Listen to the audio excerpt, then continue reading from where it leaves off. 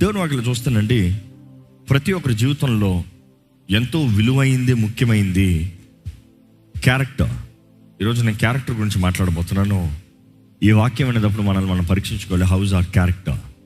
మన జీవిత విధానం ఎలా ఉంది, మనం ఆలోచించే విధానం ఎలా ఉంది, మనం మాట్లాడే విధానం ఎలా ఉంది. ఈ మూడు చాలా ముఖ్యమండి. ఈరోజు మనం జ్ఞాపకం చేసుకోవాలి, బైబిల్ ఇస్ క్లియర్. ఒక మనిషి క్యారెక్టర్ని బట్టే దేవుడు తీర్పు తీరుస్తాడు. ఒక మనుషుడు క్యారెక్టర్ని బట్టి తీర్పు తీరుస్తాడంటే, ఒక మనుషుడు వ్యర్థంగా మాట్లాడే ప్రతి మాటకి ఏం చెప్పాలంట? లెక్క, తీర్పు. అదే రీతికి మనం చూస్తాము, ఒక మనుషుడు ఏం తలస్తాడో దాన్ని బట్టి తను బ్రతుకుతాడంట. దేవుడు తలంపులు ఎరిగిన వ్యక్తి మన తలంపులు తగినట్టుగా తీర్పు తీర్చే దేవుడు. మొదటిగా మన మాటలు తగినట్టుగా దేవుడు తీర్పు తీరుస్తాడు. రెండవది మన తలంపులు తగినట్టుగా దేవుడు తీరుస్తాడు. మూడవది ఏంటంటే మన క్రియలు తగినట్టుగా దేవుడు తీర్పు తీరుస్తాడు. ఈ మూడుని బట్టే మనుషుడు విలువ ఉంది. ఈ మూడుని బట్టే మనుషుడికి స్థాయి ఉంది. ఈ మూడుని బట్టే మనుషుడికి ఘనత ఉంది. మనుషుడు మిమ్మల్ని గౌరవించాలంటారా? ఈ మూడు సరిగా పెట్టుకోండి. మీ జీవితంలో దేవుడు మిమ్మల్ని గణపరచాలంటారా? ఈ మూడు సరిగా పెట్టుకోండి. ఈ మూడు సరిగా ఉంటే బ్రతుకు ధన్యమండి. దేవుడు నాకు తెలియజేస్తుంది, క్యారెక్టర్ ఇస్ వెరీ ఇంపార్టెంట్. సామెతల గ్రంథం 31:10 చదివితే, ఈ గుణవతి అయిన భార్య దొరుకుతాం బహు అరుదు అంట. ఇంగ్లీష్ బైబిల్ అయితే ఎలా ఉందంటే, an excellent wife. What is excellent అంటే? బ్యూటిఫుల్ వైఫా? No, it's not about beautiful, it's about excellence. గుణవతి అయిన భార్య, that is the excellence. You see, that is a character.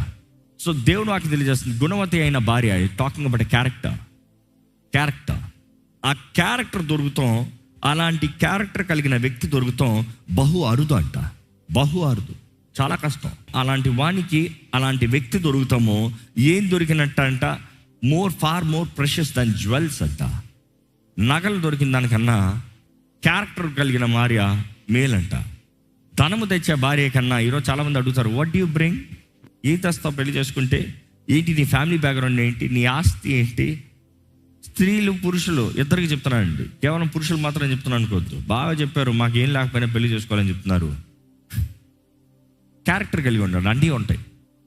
When you have character you will have everything. When you have character you will live right, you will do things right. Simple, you will do things right. Varsha character లేని వ్యక్తి నీకు ఆస్తిపాస్తులు తెచ్చినా కూడా వ్యర్థమే.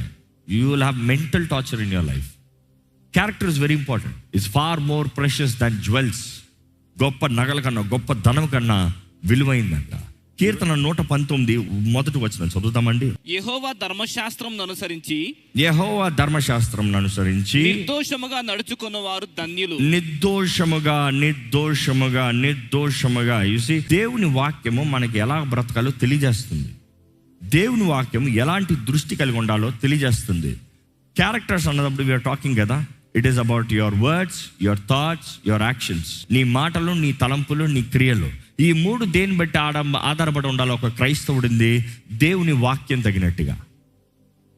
ఎందుకంటే ప్రతి గృహంలో, ఈ లోకంలో చూస్తే, ప్రతి కల్చర్, ప్రతి గృహము, ప్రతి ఊరు, ప్రతి ప్రాంతము, ఈరోజు హైదరాబాద్ లాంటి మెట్రోపాలిటన్ సిటీస్ చూస్తే mixed cultures, different ideologies.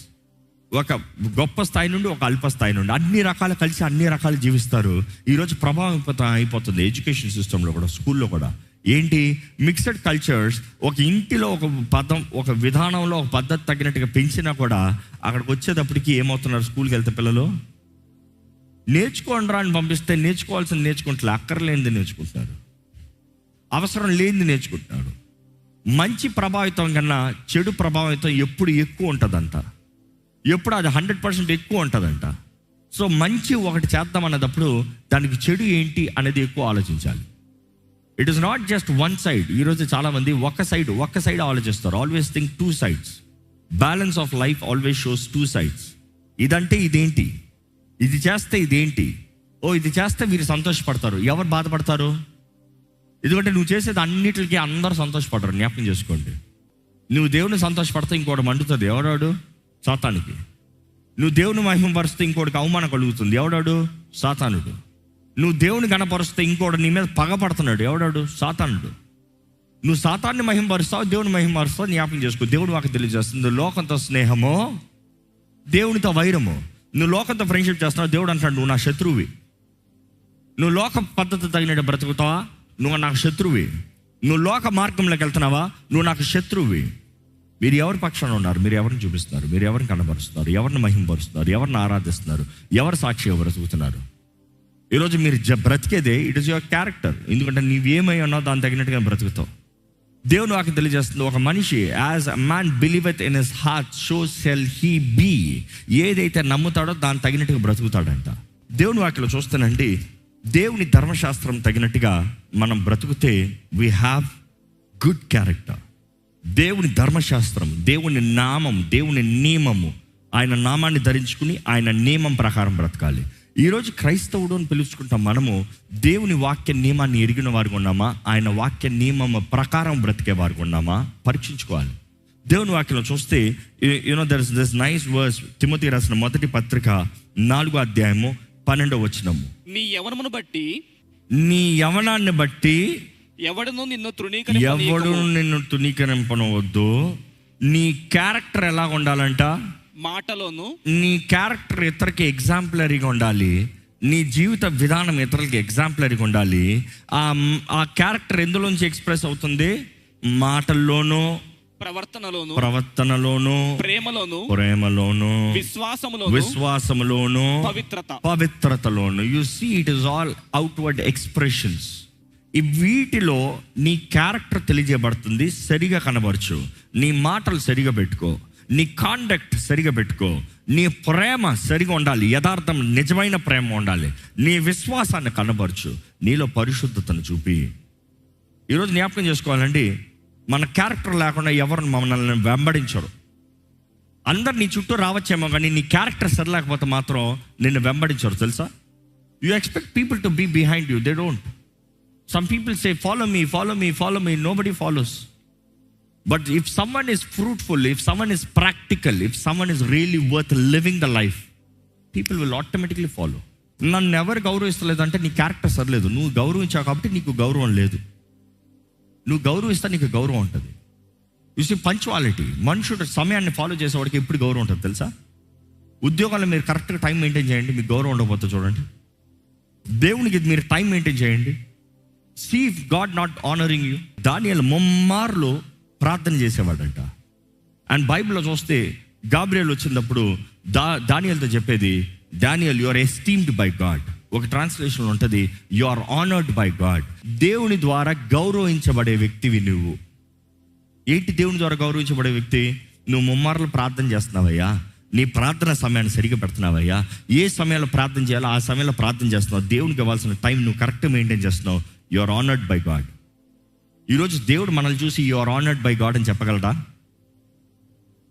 Simple as that. మన క్యారెక్టర్ సరిగా ఉంటే మన తలంపులు, మన మాటలు, మన క్రియలు, ఈ మూడు కరెక్ట్గా ఉంటాయి. మన తలంపులు, మన మాటలు, మన క్రియలను బట్టే మన జీవితం ఉంది. జాగ్రత్త. ఈ సంవత్సరంలో దేవుడు మిమ్మల్ని నడిపించాలి. ఈ సంవత్సరంలో దేవుడు మీకు జయం అవ్వాలి. ఈ సంవత్సరంలో దేవుడు తన కార్యాలు జరిగించాలంటే make sure your character is right.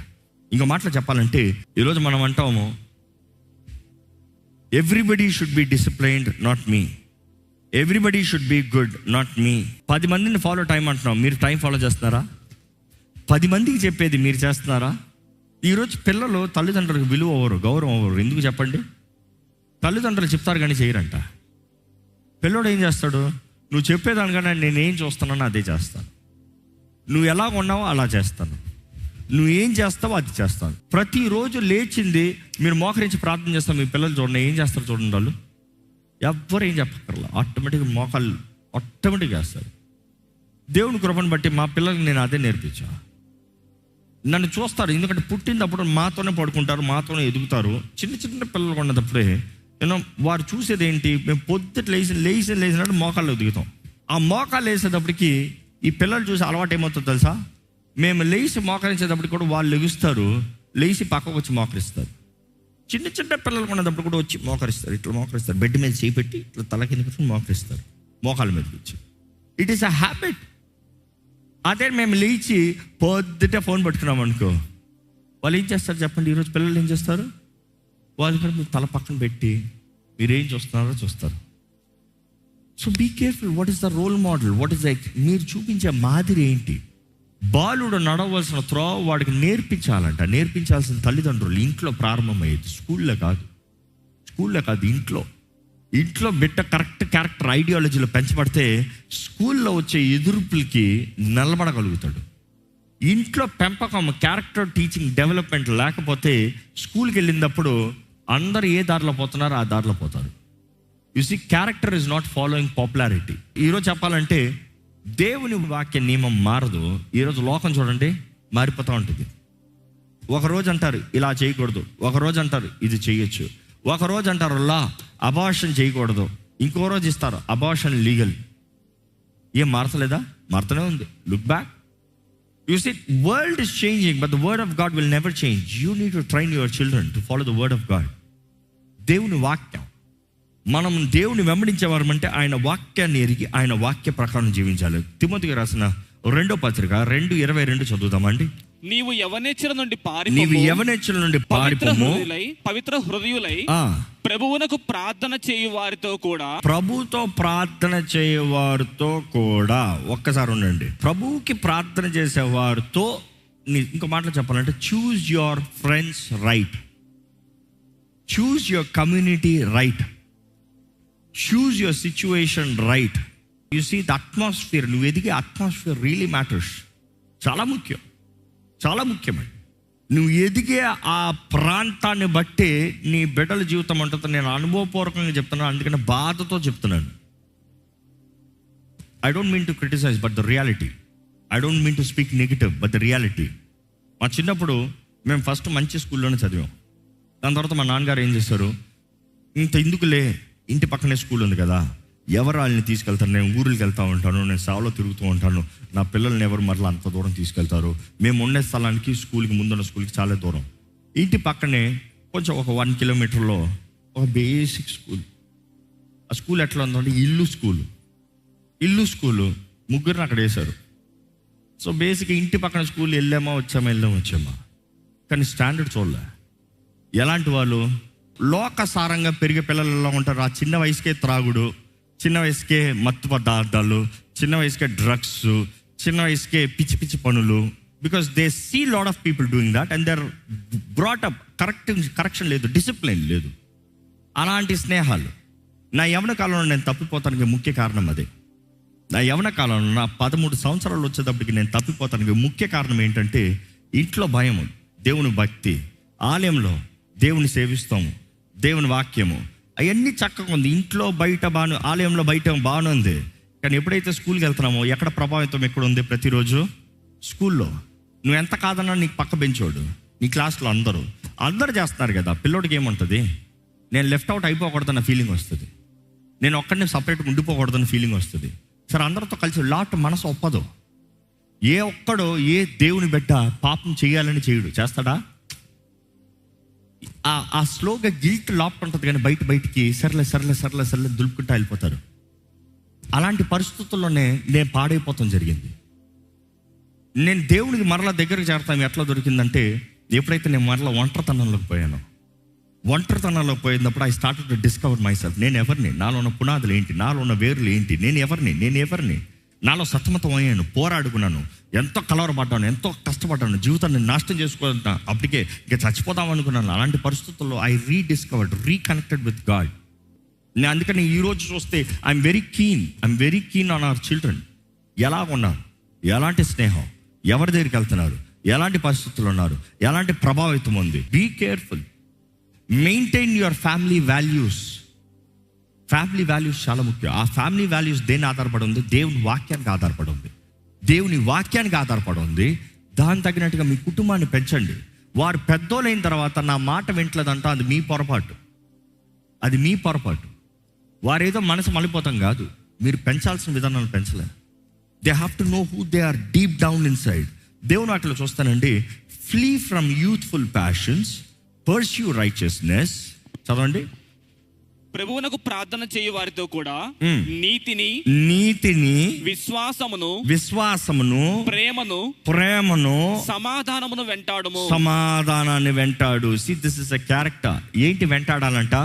నీతిని, విశ్వాసము, ప్రేమ, సమాధానము. వీటిని వింటాడో అదేంటంట నెక్స్ట్, ఎవరితో కూడా along with the people who are with the pure heart, పవిత్ర హృదయం. పవిత్ర హృదయం అనేటప్పుడు you see we talk heart, we talk about సైకి.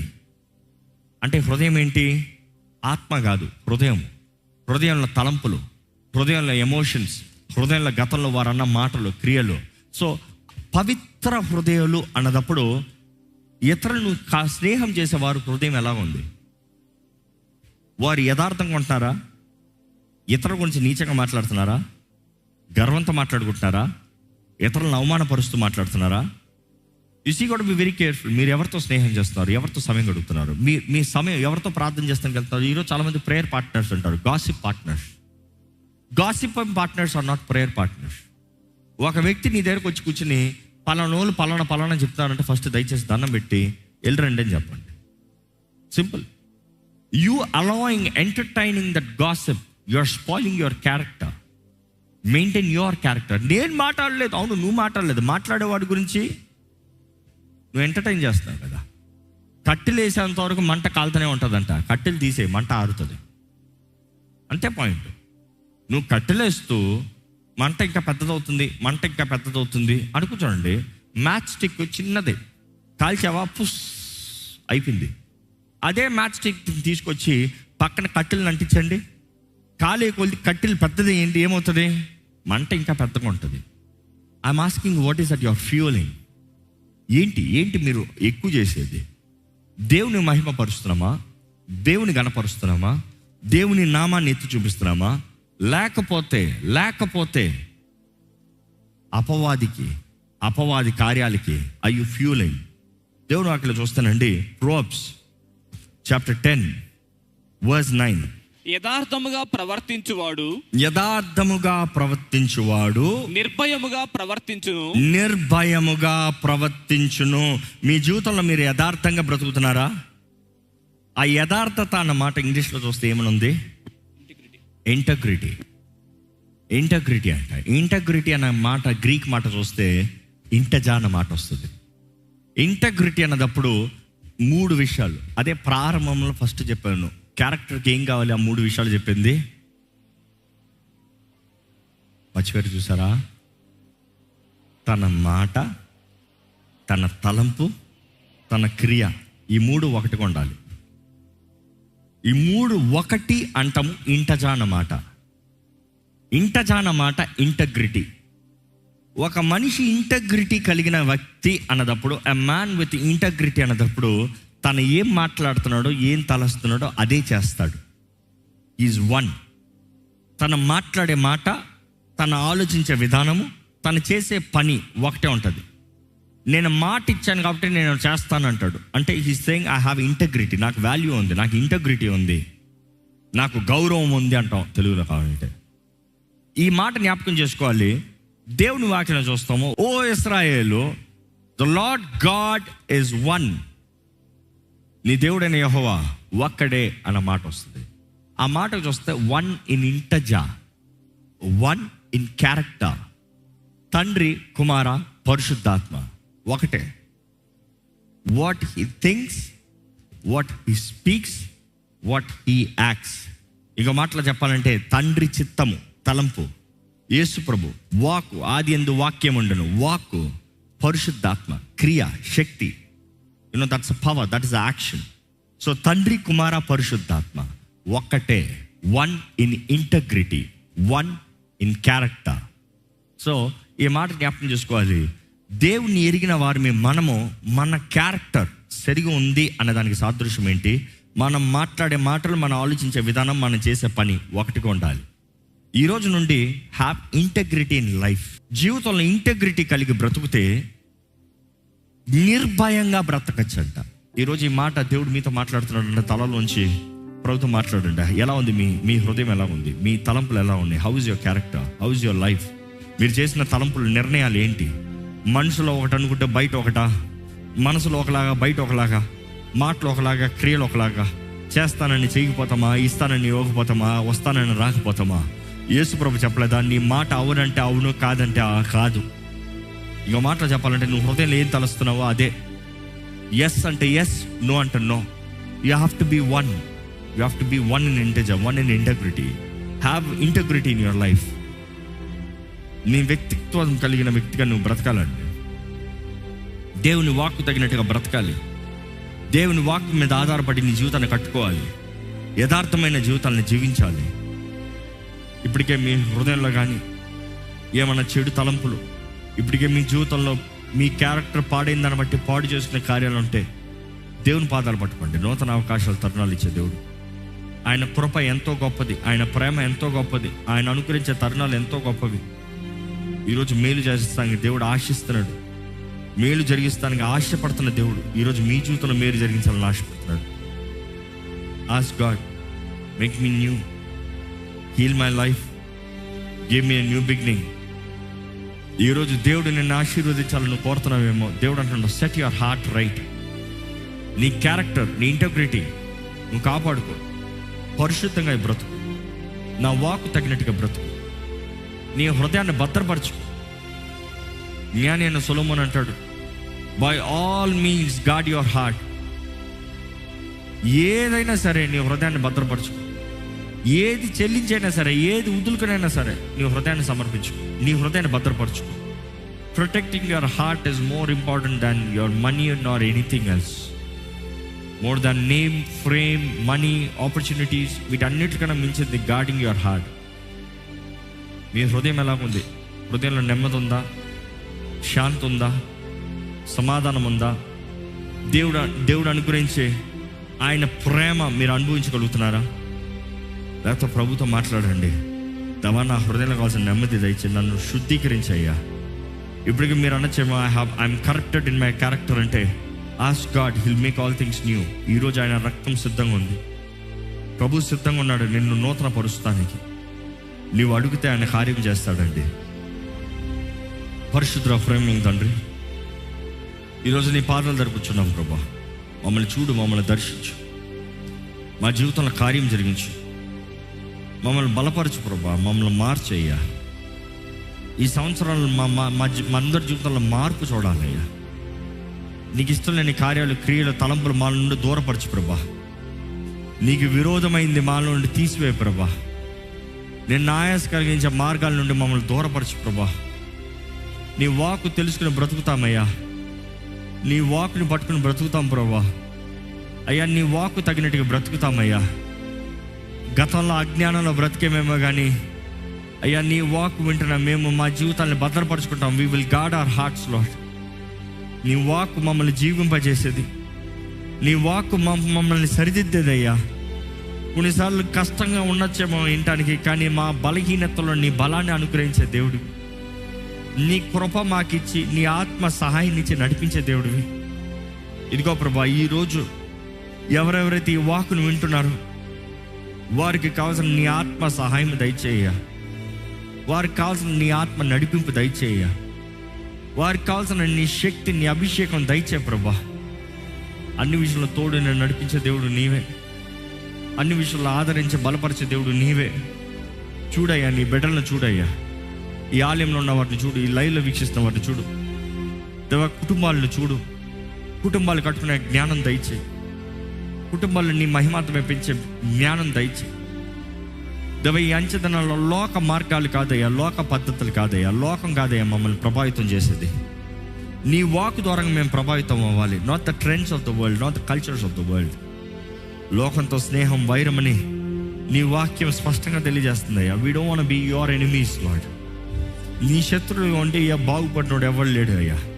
నీ వాక్యానికి విరోధంగా తిరిగి దీవించబడిన వాళ్ళు ఎవరు లేరు ప్రభా. దవా, నీవు నిత్యుడగు తండ్రివి, నీవు సమాధాన అధిపతివి.